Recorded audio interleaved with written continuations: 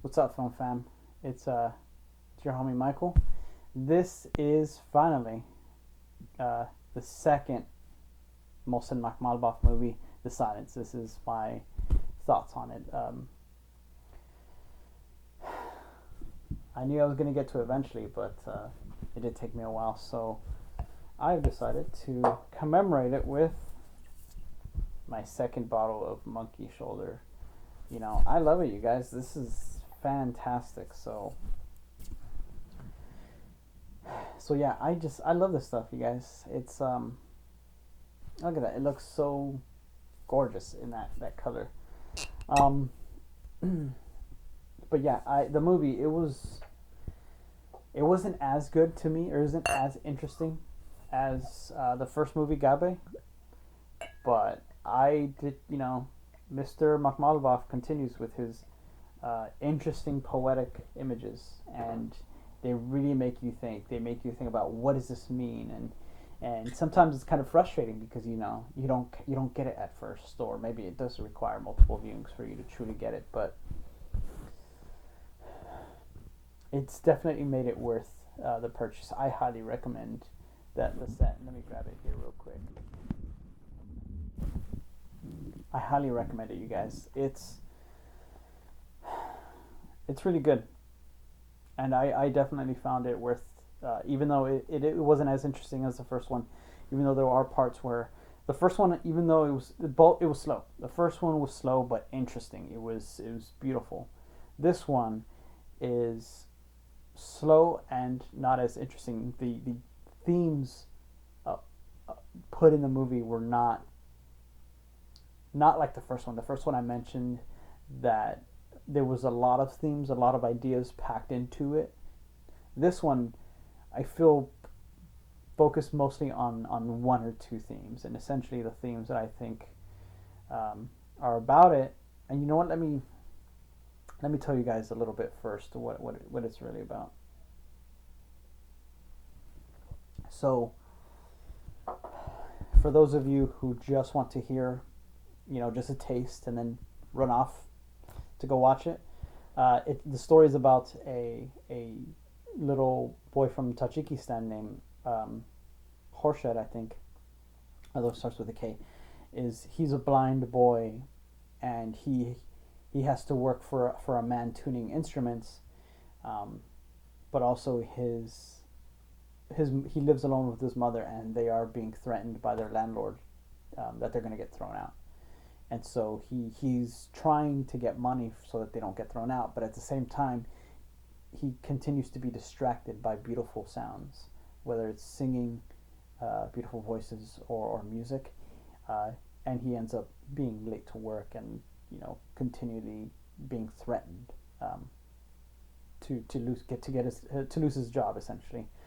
And so that's essentially the story, with Mark Malbaf's poetic images, giving you some ideas. Yes, you have a basic story that he could have just followed that story, and here's the story of a blind boy who's struggling to make his rent, and you follow the beats, and then the story is resolved. But no, he infuses it with images and sounds, which again I really appreciate that it isn't just images. He's using um, sounds to convey his meanings. Even turning off, and I can't remember if it's diegetic or non-diegetic sounds. I can't remember the terminology, but essentially he's in certain scenes he'll turn off a sound that is supposed to be in the image, to give you a certain meaning, and I really really appreciated that. So if that piques your interest, turn the video off, go run and watch it. But if you want know a little bit more about it without any spoilers, stick around and I'll talk a little bit more about it. So,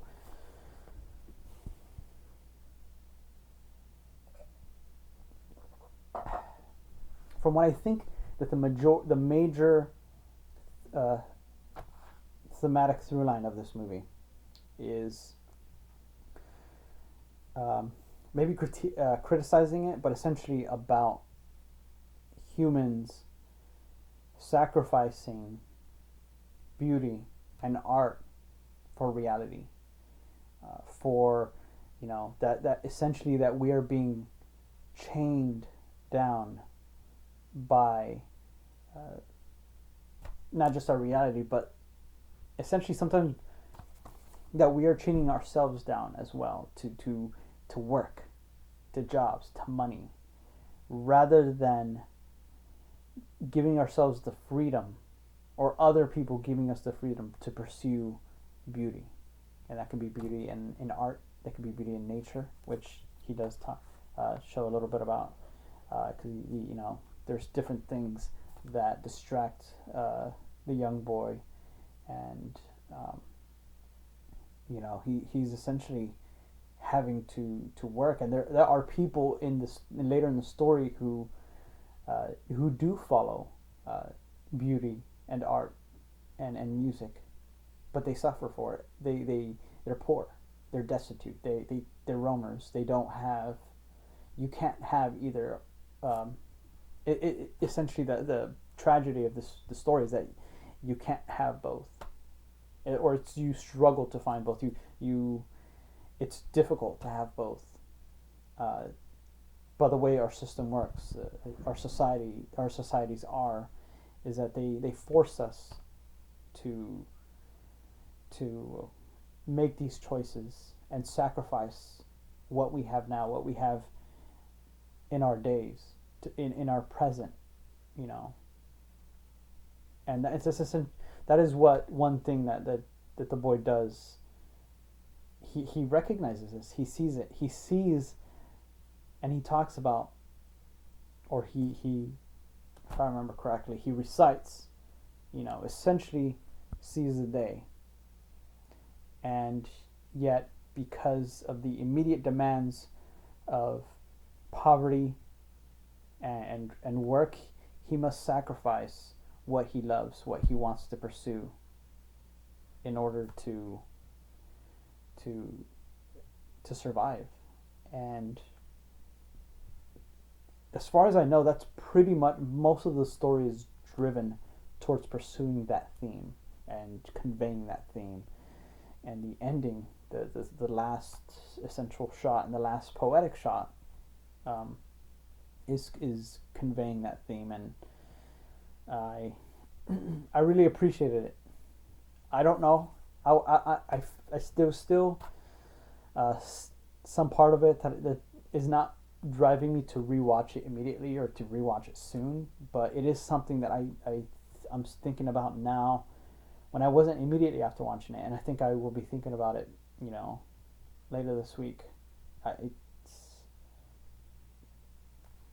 That's impressive.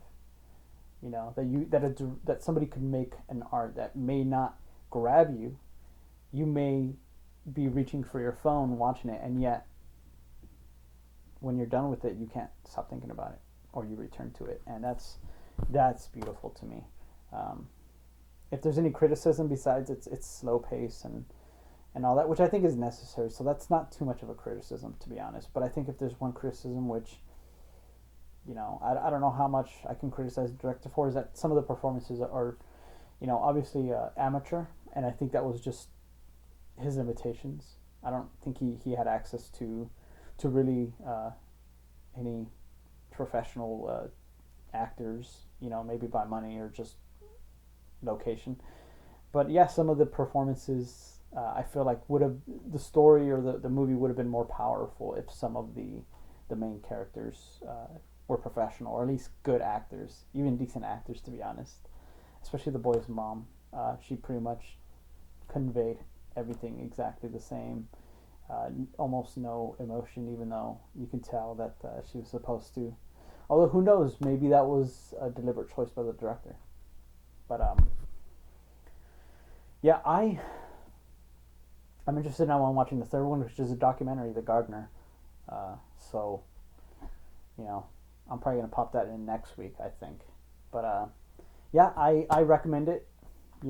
Pick this up, you guys. If you're not interested really in the booklet, if it's not really all that big of a deal, and you guys can wait, pick it up in the next sale, get it 50% off or something. It should, because this is U.S., it should be in July's Criterion sale where they're gonna have with arrows too. So you could probably pick this up then for like $20. I almost said £20, but yeah, $20. You can pick it up, and I recommend it. You guys should check it out. So I think I'll sign off. Let me know if you have seen this and you have any thoughts towards it, any ideas about it. Maybe you have a different interpretation, or this video sparked something in you that you want to convey to me in terms of, that was an awkwardly phrased, but if you just this sparks something and you go, oh, this other director's kind of like that, you should check him out. Let me know anything that comes to mind. So I hope all of you are well. I hope that you are watching some good movies and spending time with your family, and I will see you guys in the next video. Cheers.